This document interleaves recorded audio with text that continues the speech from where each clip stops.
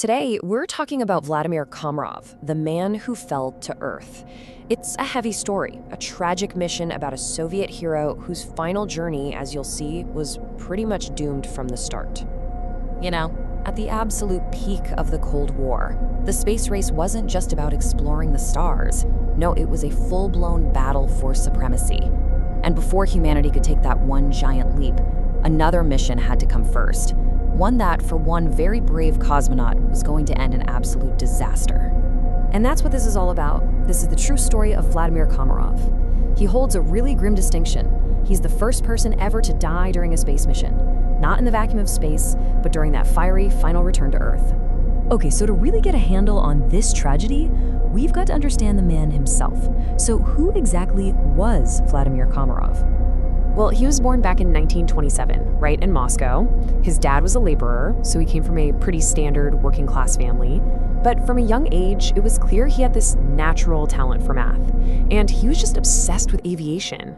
So you combine those two things, and it's no surprise he ended up in flight school, right? He quickly rose through the ranks and became one of the USSR's absolute top test pilots. I mean, for the Soviets, Komarov was pretty much perfect.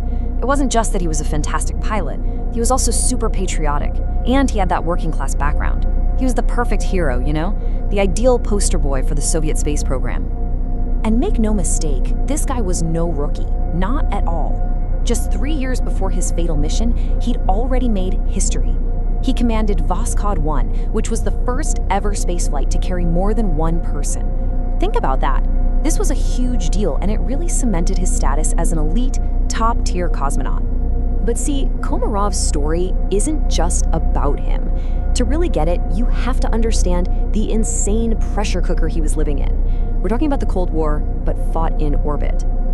And in those early days, man, the Soviets were just running the table. They had Sputnik, the first satellite, they sent the dog Laika up, the first animal in orbit, and then of course they had Yuri Gagarin, the first man in space. Every single one of those wins just cranked up the pressure on the US to catch up. Space exploration was quickly becoming a flat-out ideological war.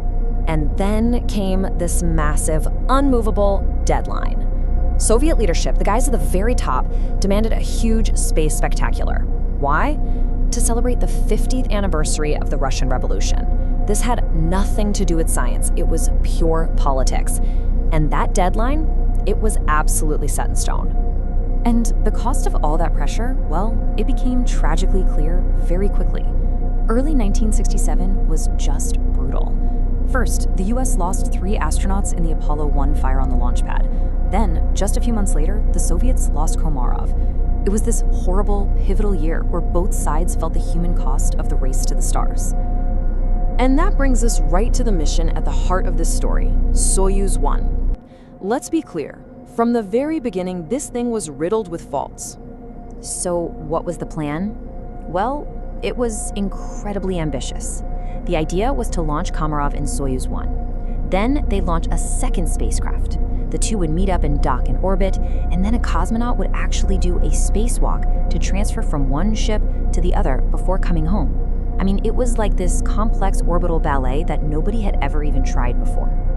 But here's the thing. The cold, hard reality. The engineers, the guys who built the capsule, they knew it wasn't ready. They knew it was dangerously unprepared. There were tons of quality control problems, and pretty much everyone felt it was being completely rushed, all to hit that political deadline. They basically said there was no way that spacecraft should have been allowed to fly. So they launch on April 23rd, 1967, and almost right away, things start going wrong. First, one of the 2 solar panels doesn't deploy. That means the spacecraft is crippled, barely has any power, the whole mission is scrubbed. So now Komarov is up there, all alone, and he has to try and bring this broken ship home manually. And you know what? Against all odds, he almost pulls it off. He gets it through re-entry, but then the final devastating failure, the parachutes. Not just the main one, but the reserve chute too. They both failed. The capsule just plummeted to the ground and was completely engulfed in flames on impact. Okay, so after a tragedy this shocking, it's only natural that stories and myths start to pop up, especially around Komarov's final moments. So let's take a second here to debunk some of those and separate what we know from what's just fiction. All right, there are 2 really big myths that you still hear today. Myth number 1, that he spent his final moments on the radio, cursing the Soviet leaders who sent him up in a faulty ship.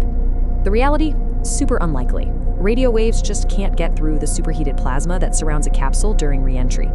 Myth number 2, that he demanded an open casket funeral to shame the state and show everyone what they'd done. Again, the reality is there's just no evidence for this. And think about it. He was a deeply patriotic guy. The last thing he likely would have wanted was to hand a huge propaganda win to the US. So while we can set the record straight on those myths, we can't downplay the massive impact of Komarov's death.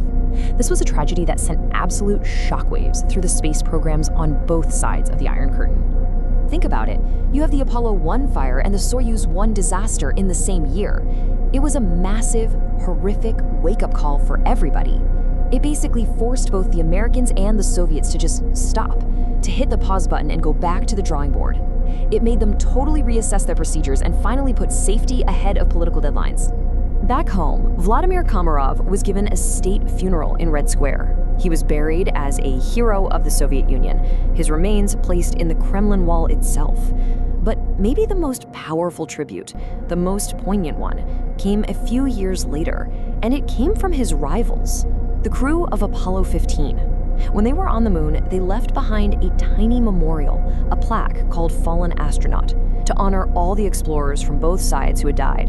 And right there, on the surface of the moon, is the name Vladimir Komarov. Komarov's story, it's just such a powerful, sobering reminder of the very real risks that are taken in the name of discovery, in the name of national pride.